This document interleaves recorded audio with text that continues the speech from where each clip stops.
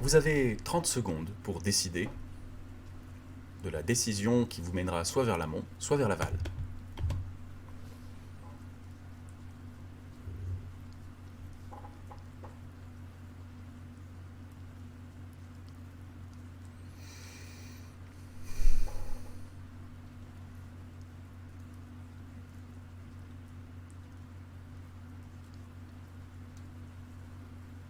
Il y aura une double répétition. Le chat, vous avez de la chance, mes assistants, le chat demande une répétition des choix. Il y aura donc une répétition des choix. Ah, et nous sommes 14. 14 dans la tête de Janus ce soir. La solution est-elle si obvious que ça? Suivre le courant paraît donc la solution idéale. On va donner du respect aux petits démons qui font tout de même une tâche incroyable. Je leur remercie d'ailleurs du fond du cœur d'être là. Des cracks ces démons. Merci Azael et merci Zifus. Vous prenez donc le choix de vous laisser dériver. Et votre radeau de fortune fonctionne parfaitement bien. Si vous avez survécu jusque-là dans quelques branches, alors les rapides de la suite ne devraient pas vous poser trop de problèmes. Vous continuez à descendre, et bientôt, la rivière s'élargit, et les parois de la falaise, toujours aussi hautes, cessent d'être aussi dangereusement exiguës. Les rapides se succèdent, et la nuit continue à arriver. Bon gré, mal gré, en poussant légèrement sur les jambes, vous arrivez à passer à travers quelques vagues et votre embarcation de fortune ricoche sur les plus gros cailloux. Vous arrivez même, à partir de la première heure, à lire la rivière suffisamment pour vous diriger très lentement, vous aidant de vos mains. Et, bon gré mal gré, comme diraient certains, cela se passe assez bien. Cela vous fait du bien de voir du paysage. Cette vase que vous étiez coincé commençait à vous peser sur le système. Mais aucune trace de la civilisation. C'est ce que vous êtes en train de vous dire quand vous passez au-delà d'un tournant sur un seuil toujours encerclé par les gorges et dans les tumultes des cailloux, le courant étant particulièrement élevé, vous n'avez pas faim, mais certaines branches, certaines choses émergent. Notamment des cailloux verts, des cailloux gris, des cailloux qui ont des bras, des bottes. Dans le rapide, il y a des corps. Des gens qui, comme vous, n'ont pas su ou n'ont pas eu la chance de s'arrêter dans le méandre. Ces corps sont enveloppés pour la majeure partie dans des capes vertes, très pâles, presque grises. Vous les avez pris pour des cailloux. Et ils sont coincés parfois dans des rouleaux vertigineux, où certains éventrés sur des branches, d'autres ne doivent leur présence à vos yeux que par une main qui dépasse de sous un tourbillon. Tout cela ne donne pas réellement envie de s'aventurer là-bas, mais une ligne se dessine. En longeant légèrement une langue, vous pourrez vous retrouver dans une partie un tout petit peu moins tumultueuse et vous passerez à côté d'une grosse rocaille couverte de mousse et couverte des restes de quelqu'un. Ce pauvre homme, si tant est qu'il s'agit d'un pauvre homme, vous allez le frôler. Pas loin. Un choix cornélien se pose à vous. Il est peut-être équipé d'un peu plus que de la cape gris-verte que vous voyez dépasser du caillou. Qu'allez-vous faire?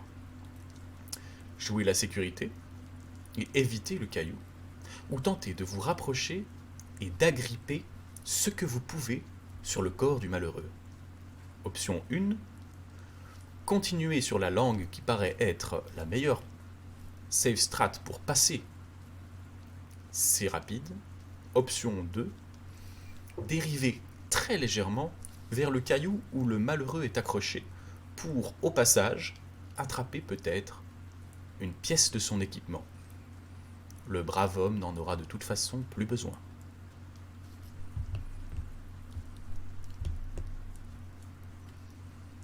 Je précise que la langue passe très près du caillou, vous n'aurez pas à aller dans les eaux tumultueuses décrites plus haut. Vous avez 30 secondes pour décider de l'action à faire, maintenant.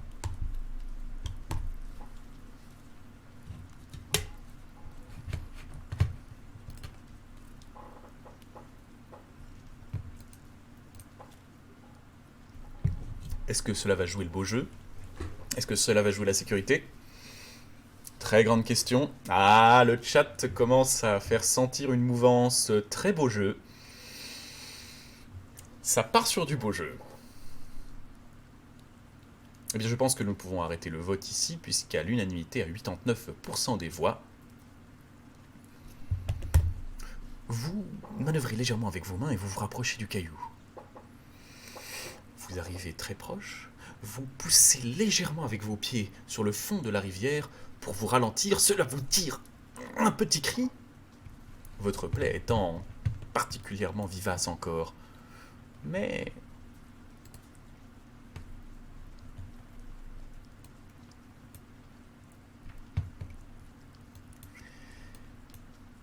vous avez suffisamment de temps pour récupérer sur l'homme différentes pièces d'équipement. Vous voyez des choses simples qui s'affichent à vos yeux. La cape, c'est une cape particulièrement épaisse. Vous pourriez la gripper. C'est un tabard pour être tout à fait précis, mais qui doit tenir un peu chaud. Vous voyez également un ceinturon. Ce ceinturon, il y a une dague dessus. Vous pourriez tenter d'attraper le ceinturon. Mais vous voyez également que l'homme possède un léger plastron de cuir. Si vous ralentissez suffisamment, vous pourriez avoir la possibilité d'arracher ce plastron de cuir. Difficile de se dire ce dont vous aurez le temps. La vitesse du tronc augmente, ralentit selon le gré du courant et vous êtes blessé, vous n'arriverez peut-être pas à le faire ralentir suffisamment. Il va donc falloir prioriser. Qu'est-ce que vous décidez d'attraper? Sachant que vous aurez peut-être le temps d'attraper d'autres choses ou que, selon votre choix, vous repartirez peut-être les mains vides. Vous priorisez donc le manteau, option 1, le couteau, option 2, ou vous tentez d'arracher le gambison de cuir qu'il a sur le torse. Le couteau comprend également le ceinturon. Vous avez pour choisir 60 secondes. Bonne chance. Sachant que la difficulté de récupérer ces différents items sur le corps du malheureux vous pousseront peut-être à repartir les mains vides ou avoir le temps de tenter autre chose.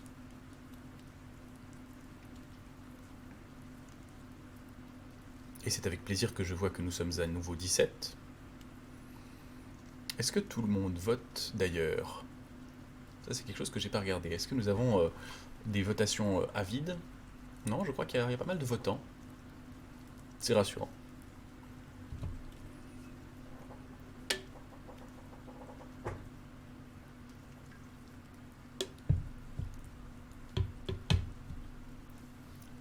J'en profite pour remercier évidemment la modération, mes deux petits démons, Zifus et Azael qui se prêtent au jeu, mais également les followers qui ont éclaté ce soir, et le prince des thunes, Semoine, pour les 6 subs qu'il a offert, je crois, la dernière fois. C'était sur Overwatch, hein, oui c'est ça. Évidemment, nous revenons à notre dilemme. Vous avez attrapé la dague. Ce couteau, vous arrivez à l'attraper très vite, vous le sortez avec votre main, et vous attrapez le ceinturon en donnant un coup de dague à travers la première amorce. Vous avez maintenant le choix. Est-ce que vous tentez de récupérer le manteau ou est-ce que vous tentez de récupérer le plastron de cuir alors que votre tronc commence à s'éloigner, entraîné par le courant? Excusez-moi. Option 1, est-ce que vous tentez de récupérer le tabard plutôt que le manteau, la cape? Ou est-ce que vous tentez de récupérer option 2, le gambison de cuir? L'eau commence à pousser fort sur votre embarcation. Vous avez 30 secondes pour choisir. Parce que mon destin, c'est de m'entourer de nœuds. Frostol, c'est un plaisir de t'avoir avec nous. Merci beaucoup.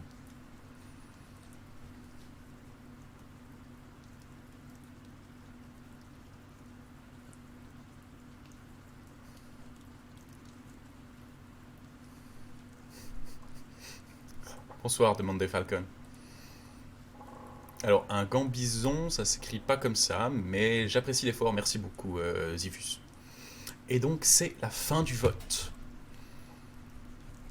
Nous allons donc essayer... Parce que mon destin, c'est de m'entourer de nuls. Merci de Phoenix37. Nous allons donc récupérer... C'est la fin du vote. À 5 votes contre 4, comment ça vous est-il lettré? Sur votre marque d'invocation, il y a dit que vous parlez couramment plusieurs langues. Également que vous avez un problème de boisson. Est-ce que vous êtes ivre, Sifus? Est-ce que vous avez fait l'affront de vous laisser invoquer ivre? Soit. Nous retournons dans les... C'est le jeu avec les démons mineurs, on ne sait jamais vraiment sur quoi on tombe. Nous reprenons avec le tumulte de nos rapides. À l'arracher, vous parvenez à couper les sangles du plastron et disparaissez de ma vue. Insupporté. Et à arracher la cape qui vient d'un seul tenon, vous l'agrippez et vous la serrez très fort contre vous, comme un cadeau inespéré. Tout s'est bien passé jusque-là, et le couteau plaqué proche de votre blessure vous rassure.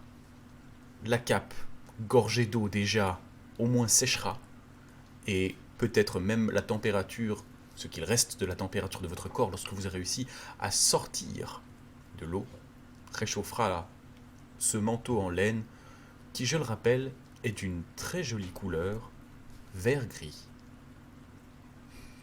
La nuit est maintenant tombée.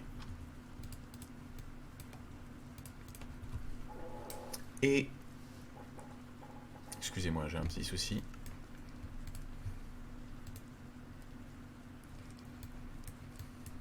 Bon, on va tricher. La nuit est maintenant tombée. La lune a remplacé la pluie agréablement. Et votre corps recommence à être légèrement en hypothermie, vous ne sentez plus vos jambes.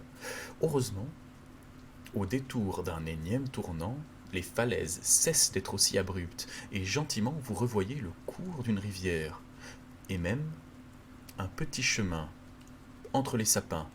Tout devient assez bucolique, et dans la nuit, alors que vous arrivez à l'embouchure de la vallée, un petit seuil vous fait tomber dans un petit étang, un lac qui fait tampon entre la suite du cours d'eau et où une biche vous regarde sous le ululement d'une chouette avant que vous ne vous rendiez compte qu'une construction en ruine borde cet étang et qu'au-delà de la petite plage, vous observez la lumière d'un village. Vous voici arrivé à l'embouchure de la vallée, qui sera ce soir, messieurs, dames, notre premier checkpoint. Sachez que si vous faites l'erreur de mourir, vous recommencerez ici. Cependant, je le précise, je ne l'ai pas fait au début de la partie, vous avez 2 vies. Ces 2 vies étant usées, il n'y aura pas forcément de recommencement. L'aventure se terminera là, et il faudra attendre le prochain stream pour reprendre une autre aventure, en fonction du temps à disposition bien sûr, puisque le principe de ce stream est d'éviter de vous laisser explorer toutes les possibilités. Si j'ai le temps et si cela s'y prête, je suis en train de mettre au propre ce stream dont vous êtes le héros, et donc je pourrais vous le proposer aussi en téléchargement. Nous sommes donc 18 et c'est un plaisir donc de partir depuis ce premier point de contrôle. Vous vous êtes lâchement laissé glisser depuis votre tronc jusque sur la petite plage et à nouveau vous vous échouez sur le sable en voyant le moulin délabré juste à votre gauche. Un panneau en bois borde le bord du chemin et la route pavée sinue entre les champs jusqu'à la porte principale de ce village caché derrière des barricades construites de plusieurs troncs tout autour du village. Il s'agit d'une petite bourgade d'à peine une centaine de maisons.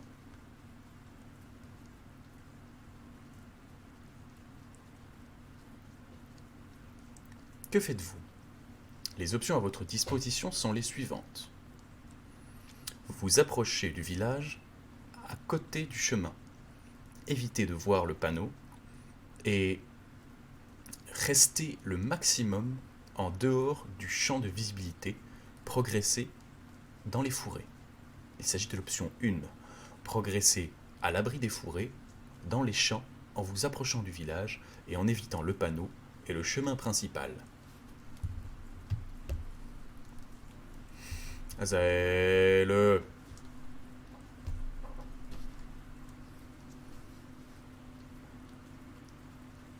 L'option 2 est d'assumer que vous arrivez dans ce qui semble être la première récompense de votre survie.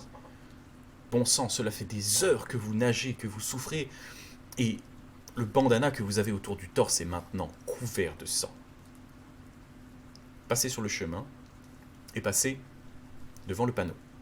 Il s'agit de l'option 2. L'option 3, elle est évidente. Avant de se soucier du village, il y a du mieux dans l'ordinaire. Vous passez donc le tabard et serrez la ceinture du mieux que vous pouvez par-dessus votre blessure. Cette cape vous protégera efficacement du froid lorsque l'eau qu'elle contient aura chauffé à la température de votre corps. Il s'agit donc de l'option 3, équipez ce que vous avez trouvé dans la traversée.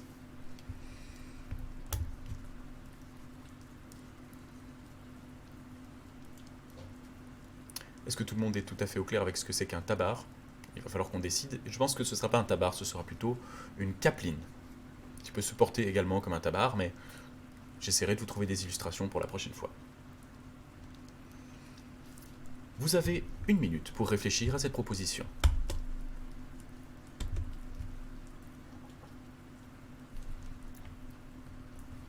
N'hésitez pas évidemment à me poser des questions, si jamais vous en avez. Exactement, Tabar prend un dé à la fin.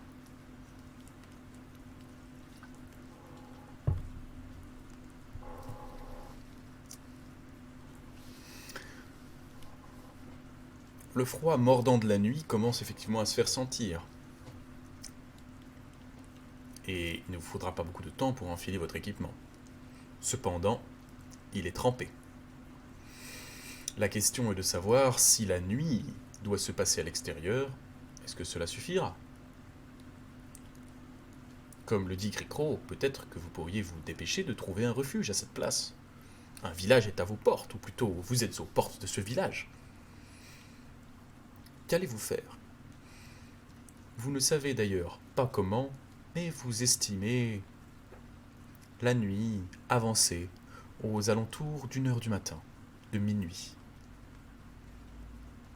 Vous avez tout de même gaugé dans l'eau durant bien 3 heures. Vous êtes exténué. Le choix sera donc de s'équiper de son matériel. Et, non pas fièrement, mais rassuré, vous enfilez la lourde capeline qui coule à vos pieds, vous serrez la ceinture, non sans grincer des dents sous la douleur que la blessure ouverte commence à pulser à travers tout votre ventre.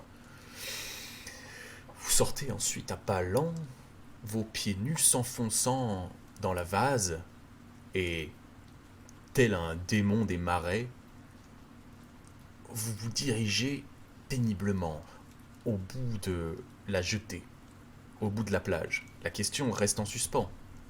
Est-ce que vous continuerez sur le chemin de pierre ou est-ce que vous serez dans les champs, à l'abri du regard d'éventuelles sentinelles? Option 1, sur la route principale devant le panneau. Option 2, à travers les champs, recroquevillé sur vous-même, à l'abri d'éventuelles sentinelles.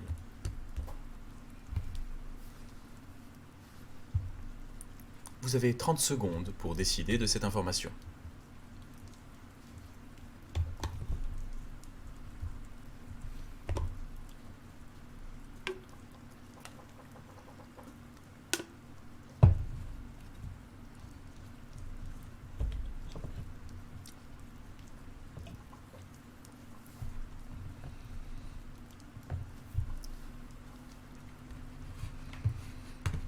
On invoque dans le chat parfois le beau jeu et parfois la sécurité. Je sens que notre cher Janus, perdu, vagabond de niveau 1, a bien des problèmes à savoir ce qu'il veut. Et nous terminons ce vote maintenant. Et donc, à 4 voix contre 3, vous décidez de passer devant le panneau pour aller en direction du village. Vous passez donc par-dessus le fossé et vous dirigez, en dégoulinant de sang et de vase, vers un panneau qui vous indique que cette petite bourgade sympathiquement barricadée derrière des troncs se nomme Stapi. Bienvenue messieurs dans la campagne d'Aufsor. Dès lors, en marchant avec toute l'énergie que vous autorise votre blessure, vous arrivez très vite devant la grande porte. Personne ne semble la garder et des torches éclairent les abords de cette porte. Une poterne au milieu de la porte, fermée sur les immenses battants. Vous êtes encore loin de la lumière et la lune est cachée par les nuages qui se sont amoncelés après la pluie. Vous avez encore une fois le choix cette fois-ci, non pas de vous approcher discrètement, mais de tenter la grande porte, ou alors d'assumer qu'il y aura peut-être ailleurs une autre entrée et de longer le long des murailles, légèrement dans les douves, pour voir si il y a quelque chose de l'autre côté du village. Option 1, avancer vers la grande porte et frapper. Option 2, tenter d'avoir une meilleure idée des environs et contourner le village à l'abri du fossé, très léger, qui fait office de douve.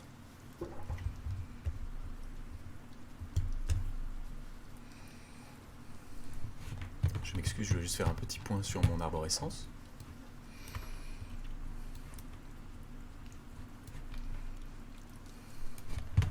Vous avez 1 minute pour décider.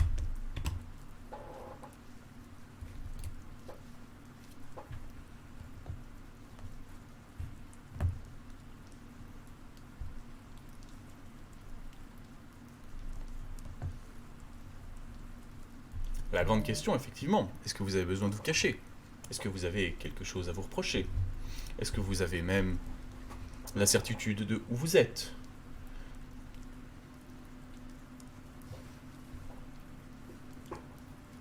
Qui rentre dans un donjon en frappant à la porte? Au pire, on vous aide, effectivement. Vous avez un certain vécu avec les carreaux d'arbalète, tout de même, il faut le savoir.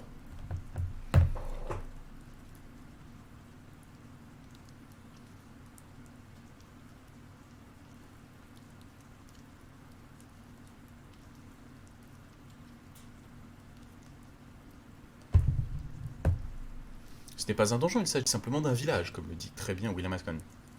Et donc, à 4 voix contre 1, vous décidez de frapper à la grande porte. Vous frappez avec toute l'énergie du désespoir à cette grande porte, et rien ne se passe. C'est étonnant. Vous commencez à avoir froid. Vous remontez votre capuche, vous avez une capuche, c'est jamais une capeline, et vous insistez sur cette porte qui résonne dans la nuit. Et puis, vous entendez un bruit venant d'une poterne. Quelque part derrière la porte, quelqu'un s'agite. Que faites-vous? La seconde d'après, un volet métallique a grincé quelque part. Sans doute un Judas par lequel on vous a observé. Mais c'est tout ce que vous avez pu voir. La prudence vous propose de faire un rebrousse-chemin des plus efficaces et de retourner en arrière. Il s'agit de l'option 1, retourner en arrière. Parce que mon destin, c'est de m'entourer de nuls. Merci de me suivre, c'est un plaisir. L'option 2 consisterait à insister sur la porte en déclinant votre identité. Simplement, comme le ferait n'importe quel voyageur. Il s'agit de l'option 2. L'option 3, quant à elle, serait de tirer profit de la réelle situation de détresse dans laquelle vous êtes. Vous ne voyez plus rien, votre capuche vous tombe sur le visage, vous colle à la peau, et finalement autant de sang coule à travers la pluie. Vous pouvez simplement hurler à l'aide. Je suis blessé. Il s'agit de l'option 3. Appeler à l'aide.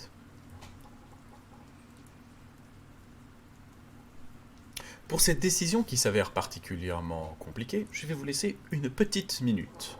Parce que mon destin, Merci beaucoup de me suivre, Iramata. vrai nul.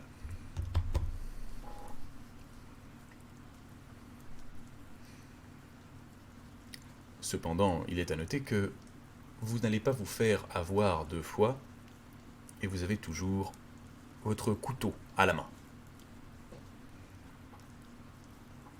Ou plutôt, dans le petit fourreau de cuir à votre ceinture. Est-ce que tu as loupé beaucoup de choses si tu es parti quand on prenait le radeau? Comment dire, oui et non. Le chat pourra peut-être te résumer les choses.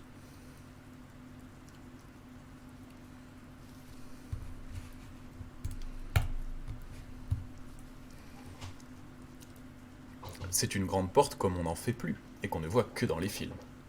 Imaginez-vous l'arrivée au premier village de l'escapade de tout ce que les hobbits ont fait avant de déposer l'anneau dans le volcan. C'est-à-dire une immense porte avec à l'intérieur une petite poterne. Eh bien, à l'unanimité, non, excuse-moi, à 57%, donc pas à l'unanimité, à l'unanimité des 57%, l'option est donc choisie d'insister et de frapper à la porte en disant simplement « Ouvrez! Ouvrez! Je m'appelle Janus !» Vous frappez tant bien que mal à cette porte, et tout d'un coup vous entendez à nouveau le bruit du Judas, mais cette fois-ci beaucoup plus proche de vous. Sous une des poutres, il y a une fine ouverture métallique qui était cachée par l'ombre du grand madrier de la porte principale. Il s'ouvre très rapidement, et une voix bourrue vous répond Parce que mon « destin, Un pas en arrière !» c'est de m'entourer Merci de Nathérion de nuls. me suivre. De vrais nuls. Et une voix bourrue vous répond « Un pas en arrière, brigand, ou je te ferai mordre la poussière de ce tapis. Tu m'entends ?» Vous êtes stupéfait.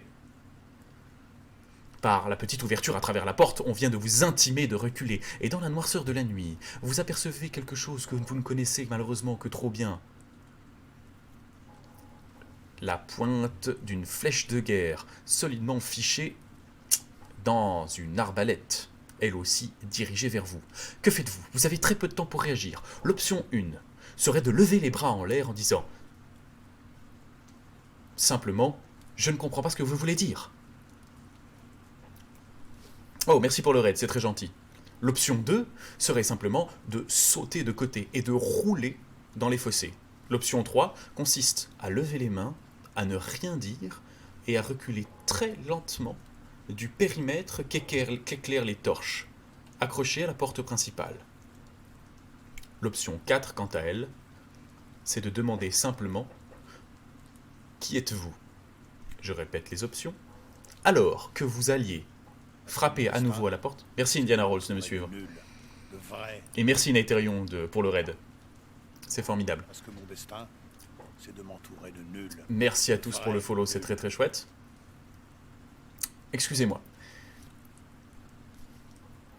L'option numéro 1, je le rapporte. De m'entourer de nuls. Merci le Zatal, c'est très gentil.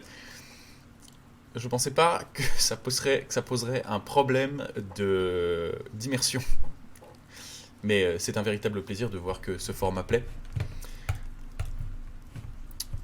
Je vous le rappelle, la situation pour tous les nouveaux arrivants. Au moment où vous insistez sur la porte, en hurlant « Je m'appelle Janus, ouvrez-moi !» Vous luttez contre la pluie et vous entendez le bruit d'un judas. Un judas, donc, c'est une petite tirette en métal, si jamais certains ne l'avaient pas. C'est de m'entourer de nuls. Merci beaucoup, Balek. Vrai nul. Cette tirette en métal, vous ne l'aviez pas vue, puisqu'elle était cachée sous l'ombre d'une des poutres. Alors que maintenant vous voyez clairement le judas, vous découvrez à la lueur de la lune l'éclat du carreau d'un carreau de guerre braqué sur vous, elle-même solidement harnachée sur une arbalète tout aussi dangereuse. Et une voix qui vous dit « Arrière, brigand ! Un pas de plus et je te ferai mordre la poussière de ce tapis !» Ce tapis n'est donc pas un tapis posé devant la porte sous la pluie, mais le nom du village. Vous avez donc 4 options. La première option, lever les mains et dire « Je ne comprends pas, je m'appelle Janus ». Il s'agit de la première option. La deuxième option, il s'agit simplement, au lieu de lever les bras, de rouler et de faire votre plus beau barrel roll pour éviter la flèche qui, peut-être, ne va pas tarder à vous viser, cette fois-ci bien ailleurs que dans les côtes, puisque c'est en plein poitrail que l'arme est dirigée. La deuxième option, rouler dans les fourrés. La troisième option consiste à lever les mains sans rien dire et à reculer très très doucement jusqu'à ce que vous disparaissiez de la lumière qu'offrent les torches à l'individu, puisqu'un rayon d'environ 3 mètres est éclairé autour de la porte. Il s'agit de la troisième option. La quatrième option est de lever les mains et de demander « Qui êtes-vous » toujours en position défensive. Je vous laisse pour cette décision particulièrement difficile 2 minutes. Bonne chance.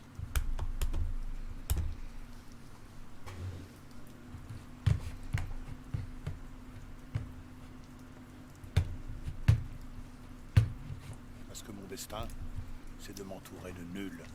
Merci pour le follow, Unstar tout cas. C'est un plaisir.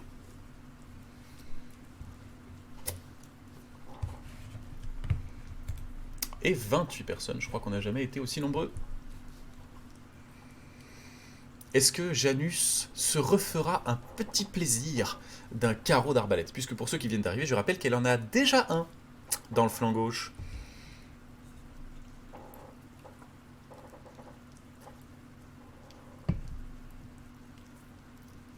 Il faut voter.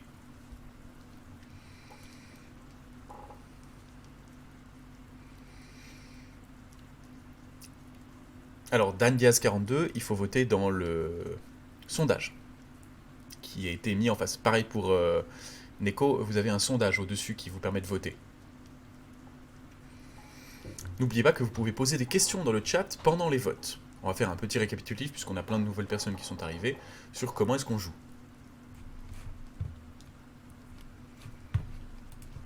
Il n'y a pas de mal. Comme je l'ai dit, c'est une tentative.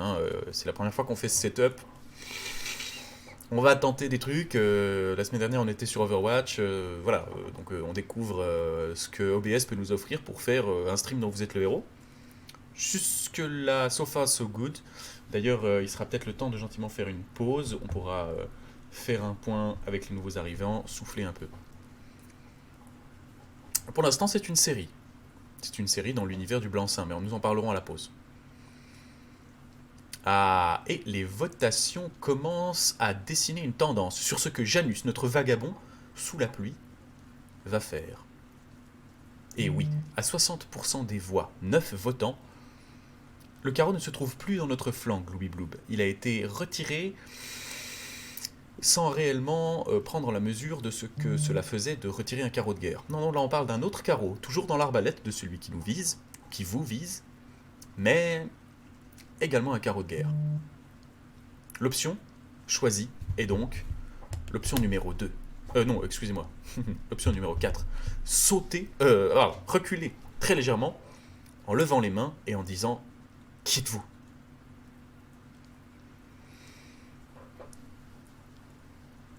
La voix ne se laisse pas démonter. Et à ce « Qui êtes-vous » vous entendez un rugissement vous couper en disant « Plus un geste ! Laissez les bras où on peut bien les voir !»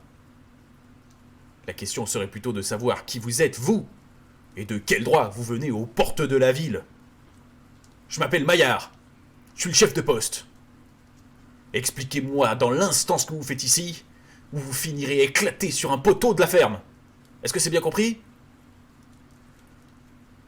L'arbalète, à ces dires, tremble dangereusement. Vous sentez qu'il est en colère. Alors, pourquoi ? Grande question. Votre possibilité donc se résume de nouveau à réitérer. Maillard est aussi un MJ, mais Maillard c'était un prénom très commun au Moyen-Âge. Les Maillards étaient les personnes qui faisaient le travail de la maille, qui étaient donc les constituantes de la plupart des armées quand on n'avait pas l'argent pour faire de la plaque. Les Maillards c'était les gens qui nouaient les mailles, pour faire côte de maille, aubert, gambison, la totale. La première option, face à la voix rauque du chef de poste Maillard, c'est simplement de faire... Il n'y a plus un rond au château, on économise les torches, c'est la consigne. Merci beaucoup Kiklo pour l'abonnement. C'est simplement de réitérer. Je m'appelle Janus. Je ne comprends pas, je ne vous veux aucun mal. Les mains toujours en l'air. Je ne vais pas le répéter à chaque fois, mais vous avez la possibilité en 4 de rompre le dialogue. L'option 4 sera donc toujours rompre le dialogue. Rompre le dialogue vous donnera la possibilité d'aller dans une nouvelle arborescence où vous pourrez soit sauter sur le côté hors de portée de l'amplitude du Judas, soit courir en arrière sur le chemin hors de la vision qu'offrent les torches aux gardiens de la porte. Je le répète, l'option 4 sera toujours l'option de rompre le combat. L'option 4 sera toujours l'option de rompre le dialogue. L'option numéro 2, c'est de refaire ce que vous auriez pu faire tout à l'heure en disant « Je ne me souviens de rien, j'ai été attaqué par des brigands. Je viens juste chercher de l'aide. J'ai froid. » Il s'agit de l'option 2.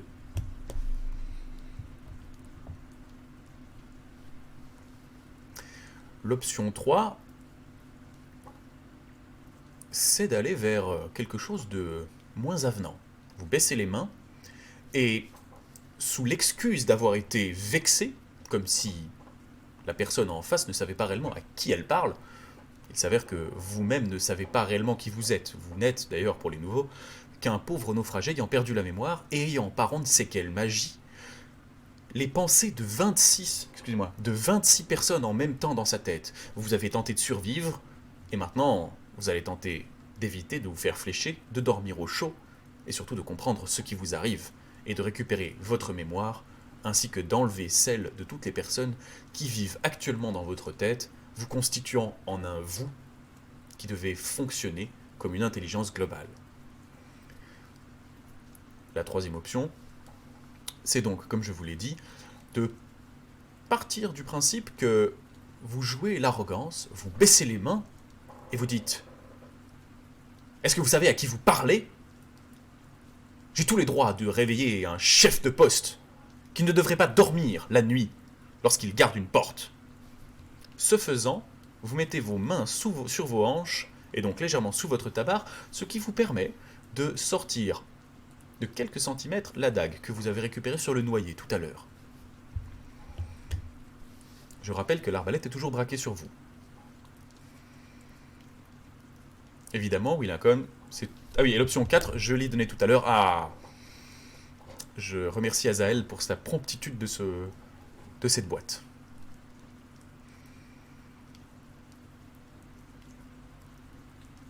vous pourriez être bien plus qu'un gros bourgeois. Vous pourriez être quelqu'un venant de la capitale, un militaire, même peut-être un supérieur. Vous pourriez être le frère du bourgmestre, vous pourriez être n'importe qui. Vous avez pour cette décision à nouveau 2 minutes. Bonne chance. Je précise que nous ferons une très légère pause après cette décision. YouTube, ce sera la décision de la fin de cette VOD, savoir si on entre ou savoir si on cultive l'esthétisme du porc épic. Regardez, j'ai réussi à faire ça. C'était pas gagné. Oh, excusez-moi, mon 2 minutes n'est pas parti. Je m'en excuse.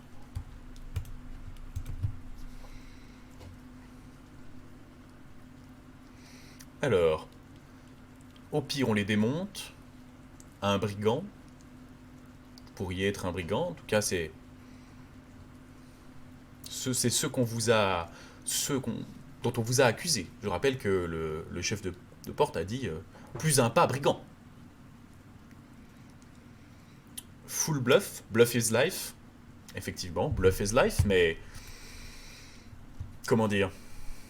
Est-ce que les chances sont les mêmes de chaque côté?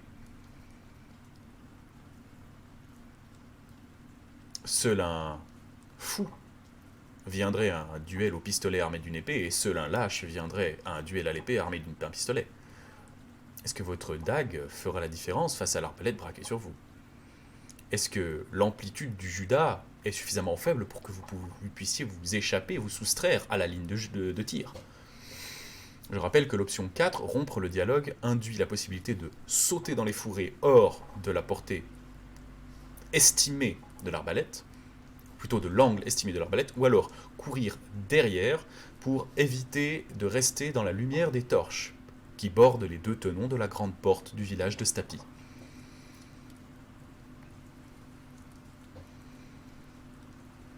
Effectivement, tu as déjà un carreau. On va éviter de faire collection, peut-être. En même temps, mordre la poussière. N'oublions pas effectivement que Janus est en train de se vider de son sang. La solution envisagée est donc à 63% des votants, 5 personnes, ont décidé qu'ils opteraient pour la solution. Je m'appelle Janus. Je comprends pas, j'ai perdu la mémoire, je vous veux aucun mal. Et vous aurez la réponse du chef Maillard après une très très courte pause. YouTube, nous allons vous abandonner.